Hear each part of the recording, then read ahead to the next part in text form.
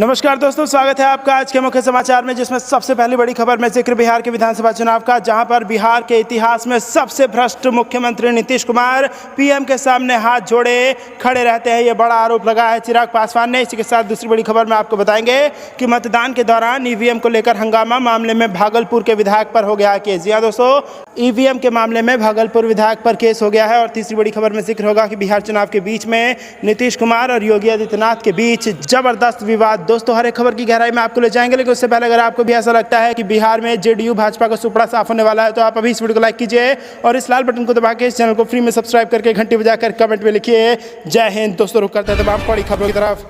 बिहार के इतिहास में सबसे भ्रष्ट मुख्यमंत्री नीतीश पीएम के सामने हाथ जोड़े रहते हैं खड़े। चिराग, जी हां दोस्तों, बीजेपी नीतीश कुमार को अपना मुख्यमंत्री उम्मीदवार बता रही है। वहीं चिराग पासवान न केवल बीजेपी के साथ मिलकर सरकार बनाने का दावा कर रहे हैं, बल्कि नीतीश कुमार को बिहार का सबसे भ्रष्ट मुख्यमंत्री बता रहे हैं। चिराग पासवान ने गुरुवार को एक प्रेस कॉन्फ्रेंस के दौरान कहा कि नीतीश कुमार बिहार के इतिहास में सबसे भ्रष्ट मुख्यमंत्री हैं। आजकल वे पीएम के सामने हाथ जोड़कर मंच पर खड़े रहते हैं। सत्ता के लालच में वे लालू जी से मिलने रांची जा सकते हैं, तेजस्वी से मिल सकते हैं। एलजेपी अध्यक्ष चिराग ने कहा कि कई सीटों पर नीतीश का मुकाबला एलजेपी से है। उन्होंने दावा करते हुए कहा कि प्रदेश में बीजेपी और एलजेपी की सरकार बनेगी। जेडीयू को जाने वाला एक एक वोट बिहार को तबाह करेगा। सीएम नीतीश के कारण बिहार की व्यवस्था खराब हुई है, इसलिए बिहार के लोगों का उनसे विश्वास खत्म हो गया है। चिराग ने हमला जारी रखते हुए आगे कहा कि नीतीश उन पर व्यक्तिगत हमला करते हैं। मैं उनसे लगातार पूछ रहा हूं कि पिछले 5 सालों में उन्होंने कोई एक काम किया हो तो बताएं। उनके राज में भ्रष्टाचार बढ़ा है, वे अभी सीमांचल में रुके हैं। वहीं बाढ़ की सबसे बड़ी समस्या है।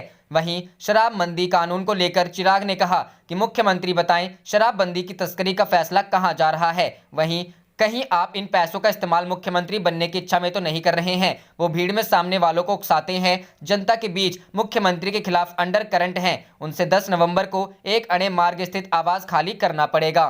रुख करते हैं अगली खबर की तरफ। बिहार चुनाव, मतदान के दौरान ईवीएम को लेकर हंगामा, मामले में भागलपुर के विधायक पर केस। जी हां दोस्तों, भागलपुर में मंगलवार को मतदान के दौरान बीकनपुर के सामने बरहपुरा रोड में वाहन में आवश्यक सेवा के लिए रखे ईवीएम को देख हुए हंगामे के बाद वहां सेक्टर दंडाधिकारी के रूप में प्रतिनियुक्त वाल्मीकि कुमार ने इशाकचक थाने में निवर्तमान नगर विधायक और कांग्रेस प्रत्याशी अजीत शर्मा सहित अन्य पर केस दर्ज कराया है। सरकारी कार्य में बाधा डालने और representation of the people act 1951 के तहत केस दर्ज किया है। कांग्रेस प्रत्याशी अपने समर्थकों के साथ आकर बहस करने लगे। भागलपुर आईटीआई के अनुदेशक के पद पर पदस्थापित और मतदान के दिन सेक्टर दंडाधिकारी के तौर पर तैनात वाल्मीकि कुमार ने थाना में केस दर्ज कराने के लिए दिए आवेदन में कहा है कि दूसरे चरण के मतदान के दिन वे सेक्टर 37 के दंडाधिकारी के रूप में काम कर रहे थे और वे 15 बूथों की देखरेख कर रहे थे। शाम लगभग 4:30 बजे वे चुनाव कार्यालय से प्राप्त आवश्यक सेवा हेतु ईवीएम, वीवीपैट और अन्य सामान से लदे वाहन को खड़ी कर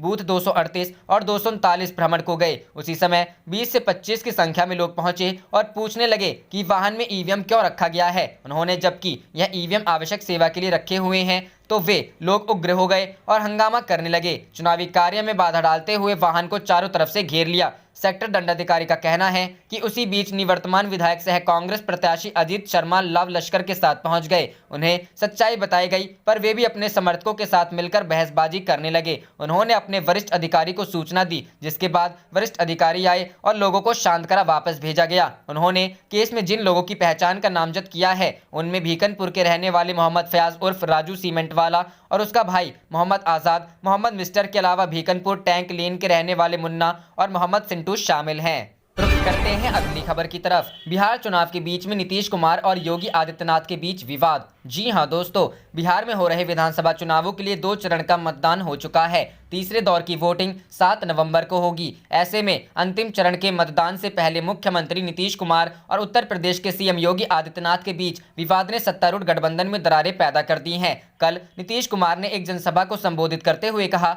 समाज का एक वर्ग झूठ फैलाने में लगा हुआ है कि नागरिकता कानूनों के लागू होने से कुछ लोगों को देश से बाहर निकाल दिया जा सकता है। यह लोग समाज को विभाजित करने की कोशिश में लगे हुए हैं। नीतीश ने कहा, कौन इस तरह की फालतू बात के माध्यम से गलत सूचना फैला रहा है। किसी में भी देश के किसी नागरिक को बाहर निकालने की हिम्मत नहीं है। उनकी टिप्पणियों को योगी आदित्यनाथ के लिए एक तीखे जवाब के रूप में देखा जा रहा है, जो बिहार चुनाव के लिए भाजपा के स्टार प्रचारकों में से एक है। बिहार में एक रैली के रूप में योगी ने कहा था कि मोदी जी ने घुसपैठ के मुद्दे का हल CAA के साथ ढूंढ लिया है। उन्होंने पाकिस्तान, अफगानिस्तान और बांग्लादेश के अत्याचार अल्पसंख्यकों की सुरक्षा सुनिश्चित की। केंद्र ने यह भी कहा कि देश की सुरक्षा को भंग करने की कोशिश करने वाले किसी भी घुसपैठिए को बाहर निकाला जाएगा। हम देश की सुरक्षा और संप्रभुता के साथ खिलवाड़ करने वाले को बर्दाश्त नहीं करेंगे।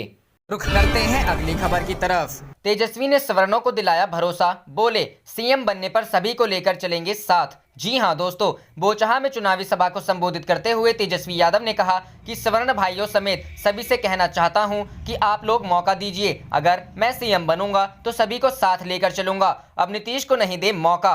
तेजस्वी यादव ने कहा कि मुजफ्फरपुर बालिका गृह में क्या हुआ है वह कोई भूल नहीं सकता है। बच्चों के साथ गंदा काम किया गया है। ऐसे लोग सरकार को चला रहे हैं। नीतीश कुमार ने 15 साल में कुछ नहीं किया। अगर 5 साल और मौका दिए तो बिहार बर्बाद हो जाएगा। दोषियों को सरकार ने बचाया है। कब मिलेगा विशेष राज्य का दर्जा? तेजस्वी ने NDA सरकार पर हमला बोलते हुए कहा कि मैं पूछता चाहता हूं कि बिहार को विशेष राज्य का दर्जा कब मिलेगा। अब डबल इंजन की सरकार है, लेकिन ये इंजन बेकार है, क्योंकि अब ना तो विशेष राज्य का दर्जा मिला और ना ही विशेष पैकेज मिला। ये डबल इंजन की सरकार यहाँ की जनता के साथ धोखा कर रही है। लॉकडाउन के दौरान भी कोरोना से अधिक लोग भूख से मर गए, लेकिन नीतीश कुमार डर से बाहर नहीं निकले। बाहर से आने वाले लोगों को भगवान भरोसे छोड़ दिया गया। 10 लाख देंगे नौकरी। तेजस्वी यादव ने कहा कि अगर मेरी सरकार बनी तो 10 लाख युवाओं को पहली कैबिनेट में नौकरी दी जाएगी। बिहार के लोगों को दवाई, सिंचाई और कमाई वाली सरकार चाहिए। बिहार में बुजुर्गों को समय पर वृद्धा पेंशन नहीं मिल रहा है। अगर मेरी सरकार बनी तो समय पर पैसा मिलेगा।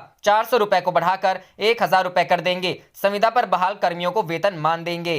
करते हैं अगली खबर की तरफ। बिहार चुनाव, घुसपैठियों के मुद्दे पर केंद्रीय मंत्री का CM नीतीश को जवाब, कह दी यह बड़ी बात। जी हां दोस्तों, बिहार विधानसभा चुनाव में घुसपैठियों का मुद्दा गरमा रहा है, लेकिन सबसे खास बात यह है कि ये मुद्दा अब NDA के भीतर ही खींचतान का सबब बनती जा रही है। सीमांचल की 19 और कोसी के 18 मुस्लिम बहुल क्षेत्रों में हो रहे तीसरे फेज के चुनाव के दौरान यूपी के CM योगी आदित्यनाथ ने इस मुद्दे को उठाया है और दावा किया है कि NDA की सरकार बनेगी तो घुसपैठियों को भगाया जाएगा। वहीं NDA का नेतृत्व कर रहे बिहार के CM नीतीश कुमार ने साफ तौर पर कहा है कि ये सभी देश के नागरिक हैं और इन्हें हिंदुस्तान से किसी को बाहर करने का किसी में दम नहीं है। अब इसी मुद्दे पर केंद्रीय मंत्री धर्मेंद्र प्रधान ने CM नीतीश की बात का जवाब दिया है। केंद्रीय मंत्री ने कहा कि किसी भी भारतीय नागरिक के भारत छोड़ने का कोई सवाल ही नहीं है, लेकिन पूरी दुनिया में सभी देश अपने देश में रहने वाले अपने नागरिकों और विदेशियों की पहचान कर रहे हैं। इसलिए भारत ने भी यह प्रक्रिया हाल ही में शुरू की है। रुख करते हैं अगली खबर की तरफ। LJP प्रमुख चिराग पासवान का बड़ा दावा, 10 तारीख के बाद तेजस्वी के सामने नतमस्तक होंगे नीतीश। जी हां दोस्तों, बिहार विधानसभा चुनाव के दूसरे चरण के बाद राजद नेता तेजस्वी यादव ने सूबे के CM नीतीश कुमार को अपने पाले में लाने के लिए बड़ा दाव चला था, जिससे नीतीश पहले के भांति उनके साथ आ जाएं। अब वही LJP प्रमुख चिराग पासवान ने 10 के बाद नीतीश कुमार पर तेजस्वी के सामने नतमस्तक होने का आरोप लगाया है। चिराग ने कहा कि जिस प्रधानमंत्री जी को आप कोसते नहीं थक रहे थे, आज उनके साथ मंच पर नतमस्तक होते नहीं थक रहे हैं। ये कुर्सी के प्रति आपका प्रेम और लालच दिखाता है। 10 तारीख के बाद ये तेजस्वी के सामने नतमस्तक होते दिखेंगे। वहीं उन्होंने कांग्रेस नेता राहुल गांधी द्वारा EVM पर सवाल उठाने पर भी करारा हमला किया। चिराग ने कहा कि मैं उनके बयान पर टिप्पणी नहीं करूंगा, लेकिन जब जब कांग्रेस या महागठबंधन के लोग EVM पर सवाल उठाते हैं तो इसका मतलब होता है कि उन्होंने अपनी हार स्वीकार कर ली है, क्योंकि ये सवाल वो वहां नहीं उठाते जहां उनकी सरकार बनी है। आपको बता दें कि अपने इस बयान से चिराग ने एक बार फिर कांग्रेस या महागठबंधन के हारने की भविष्यवाणी की है।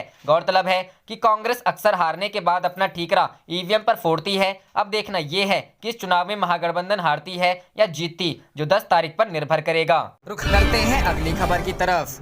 फाइनल मुकाबले से पहले CM नीतीश पर चिराग का बड़ा हमला, 10 तारीख के बाद तेजस्वी के सामने नतमस्तक होते दिखेंगे। जी हां दोस्तों, बिहार विधानसभा के तीसरे और अंतिम चरण के मतदान के लिए प्रचार अभियान आज थम जाएगा। इस बीच गुरुवार को चुनावी जनसभाओं के लिए रवाना होने से पहले लोक जनशक्ति पार्टी के राष्ट्रीय अध्यक्ष चिराग पासवान ने एक बार फिर दावा किया कि चुनाव बाद बिहार में भाजपा की अगुवाई में भाजपा लोजपा की सरकार बनेगी। CM नीतीश कुमार पर हमलावर चिराग ने कहा, प्रधानमंत्री जी को वो कोसते नहीं थक रहे थे, आज उनके साथ मंच पर नतमस्तक होते नहीं थक रहे हैं। ये कुर्सी के प्रति उनका प्रेम और लालच दिखाता है। चिराग यही नहीं रुके। उन्होंने कहा कि 10 तारीख के बाद वे तेजस्वी के सामने नतमस्तक होते दिखेंगे। पटना स्थित पार्टी कार्यालय में पत्रकारों से बात करते हुए चिराग ने दावा किया कि पहले और दूसरे चरण में लोजपा का प्रदर्शन बहुत अच्छा रहा। कहा कि सीएम नीतीश कुमार को 10 नवंबर को एक अन्य मर्ग खाली करना पड़ेगा। लोजपा के उम्मीदवार ज्यादातर सीटों पर जीतेंगे। चिराग ने कहा कि तीसरे चरण में भी मतदाताओं के बीच लोजपा को लेकर काफी उत्साह है।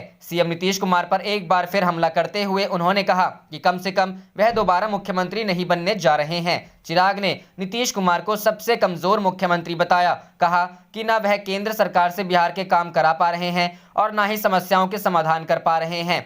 आप देख रहे थे आपका अपना चैनल जय हिंद जय भारत।